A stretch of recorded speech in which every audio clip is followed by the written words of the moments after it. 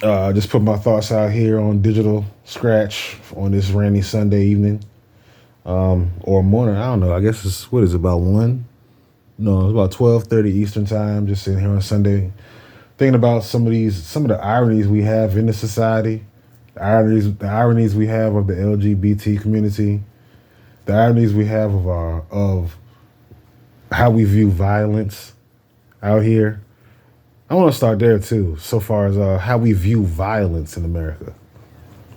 Or because one thing that really gets to me, I'm not a big social media person anymore. I haven't. I might get on Instagram once a month and just look and see if anybody sent me a message or anything. I'm pretty sure I've forgotten.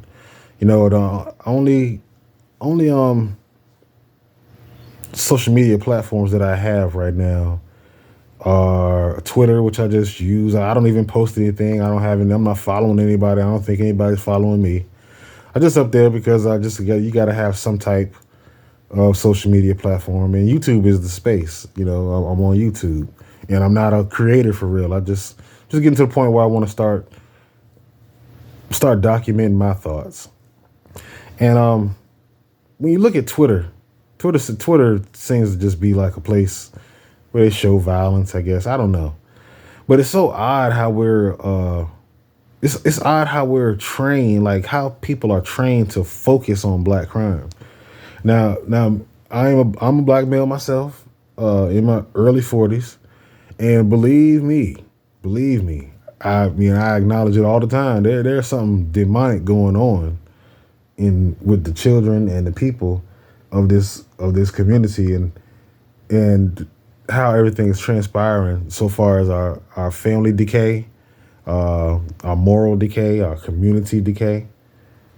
But it's still weird to me how so people are so focused in on social media and so focused in on thinking that what they have on in front of their screen and they're scrolling is fact, that they can just continue to they can see, like, they can show snippets of black children and black men and black women just doing the downright most despicable things. But here we are, and you'll see the comments. You'll see, of course, you'll have the people that aren't white. Like, let me give you an example. You'll be on Twitter and you'll see a white person comment on how filthy and disgusting the black community is, but that white person isn't focusing in on the white men over in Russia and Ukraine right now, bombing each other with military style bombs. All the thousands of men that have died over nothing over these last 2 years in some type of war that they've just started with each other. They don't seem to focus in and tune in on the fact that most of our mass shooters in the country start off being white, and we have a few blacks sprinkled in there. They don't focus like, and then you could take, you even get to the point where you see Indian men and women commenting on certain social issues, and these people saying how bad the black community is, how bad black folks are.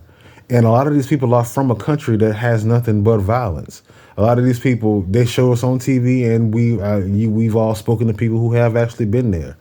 You talk to people that come from India. These people leave their country because of the violence there, and then come over here and condemn us, for being, I guess, what we call just as violent. See, my thing is not to deny the violence and the degradation that goes on in our community. My thing, I just try to get people to understand that they're training you to focus in on black crime as a big thing, and this is why we end up seeing stories like when you end up hearing stories about To Catch a Predator, when you see child molestation charges, child porn charges. Who are those main aggressors? When you hear a story about a child being molested or something, the usual culprit is somebody that is of a pale skin with a uniform on. How many times have we seen? How many times have we seen stories pop up to where it's an ex firefighter or an ex FBI agent or an ex cop, retired cop, pastor? That these are all a quiet, introverted tech junkie. These are usually white males that are caught up in a different type of violence. See, it's just like we all have different. I mean, even we have different positive traits, and we all have different negative traits.